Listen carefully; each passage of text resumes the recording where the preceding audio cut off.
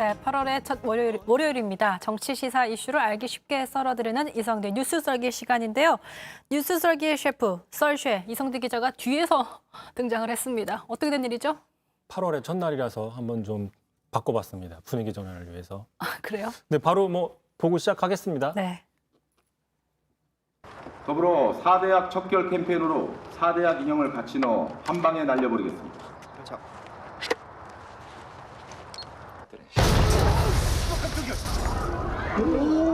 겁나 세네. 야이씨. 나 조심. 자, 불쌍한 불량식품으로 좀 잡아봤습니다. 네, 자, 윤 후보의 이른바 불량식품, 그러니까 부정식품 발언을 놓고 하루 종일 정치권에서 논란이 되고 있습니다. 그와 관련된 얘기를 준비해 오셨네요. 그렇습니다. 그러니까 한마디로 얘기하면 가난한 사람들에게는 부정식품 또는 불량식품이라고 해도 좀 싸게 먹게 해줘야 된다. 이런 주장을 한 거죠. 직접 한번 들어보겠습니다. 프리드만은 아니 그거보다 더 아래도 완전히 정말 먹으면은 사람이 막 그 병 걸리고 죽는 건 몰라도 이런 부정식품이다 그러면 아니 없는 사람은 그 아래도 선택할 수 있게 더 싸게 먹을 수 있게 해줘야 된다 이거야. 이거 먹는다고 당장 어떻게 되는 것도 아니고. 그러니까 얘기를 들어보면 단속 기준, 그러니까 퀄리티를 너무 높게 하면 그걸 맞추려고 생산 비용이 증가해서 단가 자체가 높아지니까 경제적 약자들을 위해서는 좀 그걸 낮추자, 기준을 낮추자 이렇게 하는 얘기인 것 같아요. 근데 그렇게 해석이 되는 거죠. 그러면서 또 예를 들어서 설명을 좀 이어갔는데요. 이렇게 얘기를 했어요. 자, 예를 들어서 햄버거 50전짜리를 팔면서 위생이나 퀄리티를 5불짜리로 맞춰 놓으면 소비자에게는 선택의 자유가 제한이 된다라고 얘기를 했죠. 돈 없는 사람들의 선택권을 위해서 기존보다는 좀 질이 떨어지더라도 이런 제품들을 많이 내놓자. 이런 주장인 거죠. 참고로 이 50전짜리 이거는 요새 볼 수 없는 화폐 단위인데 찾아보니까 일제시대, 6.25 때, 이승만 정부 초기, 좀 이럴 때 쓰던 화폐 단위라고 하더라고요. 얼마예요? 50전이면? 지금으로 따지면 그건 좀 체크를 해봐야 되겠습니다. 참고로 과거에도 그 10원짜리 한 장 빚진 적 없다라고 했었죠. 그 10원짜리가 지폐이던 시절도 역시 일제시대. 50전 예. 알아봐 주세요.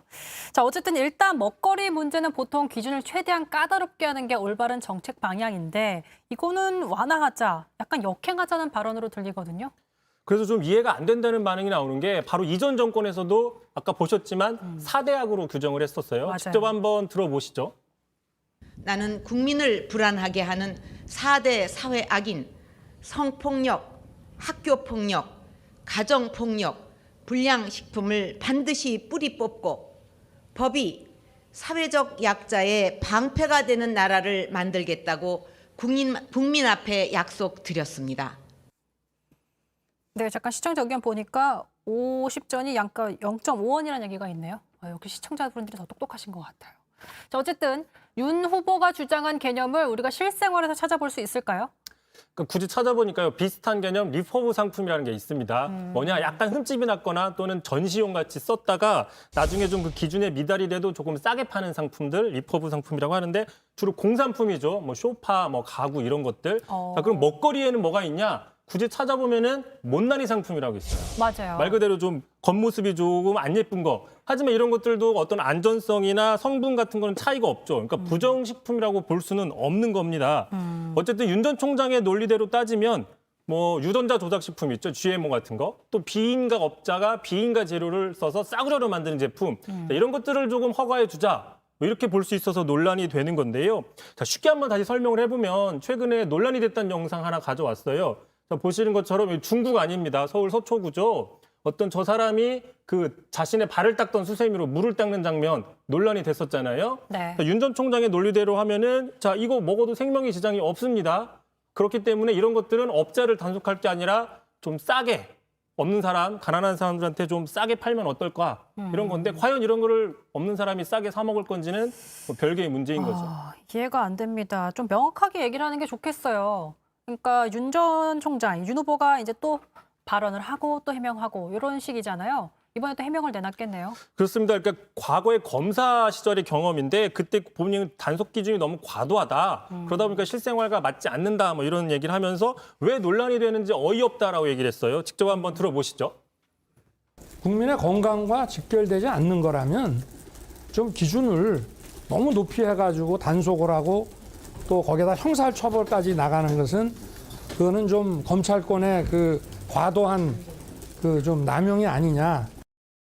근데 들으신 것처럼 국민의 건강과 직결되지 않는 거라면이라고 했는데 국민의 건강과 직결되는 거 먹거리만한 게 없지 않습니까? 그렇죠. 먹거리야말로 국민의 건강과 직결되기 때문에 그 기준을 높게 정해야 된다라는 건데 앞뒤가 좀 맞지 않는 해명이 아니냐라는 비판이 나오고 있고요. 네. 그러니까 윤석열 전 총장의 논리라고 하면 지금 우리 한국 선수들 도쿄에서 도시락을 먹을 이유도 없는 거죠. 일본에서는 지금 후쿠시마 기준이 안전하다 얘기를 하고 있지만 우리나라가 괜히 퀄리티를 좀 높게 잡고 있는 거 아니냐라고 해석이 될 수 있는 거죠.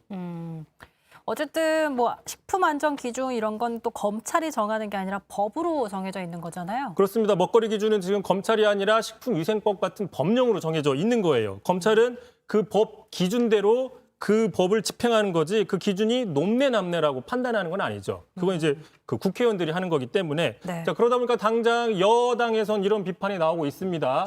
자, 대선 주자 이재명 경기지사 건강이나 위생 같은 국민 기본권이 빈부에 따라서 적용될 수 있는 문제냐. 정세균 전 대표도 자, 가난한 국민이 불량식품을 먹지 않도록 해줘야지 어떻게 먹게 해주겠다는 얘기를 하냐라고 얘기를 하고 있고요. 심지어 같은 당이죠. 유승민 전 의원 같은 경우에도 자, 가난한 사람이 부정식품을 사 먹을 수 있도록 규제를 풀어야 된다면 건강이나 안전 관련 규제는 모두 풀어야 되는 거 아니냐라고 저렇게 비판을 하고 있습니다. 그러니까 예로부터 진짜 먹는 거 가지고 장난치면 안 된다 이런 얘기를 정말 많이 들었었는데 먹거리는 정말 중요하니까 기준을 뭐 강화하는데 뭐라고 할 수는 없을 것 같습니다.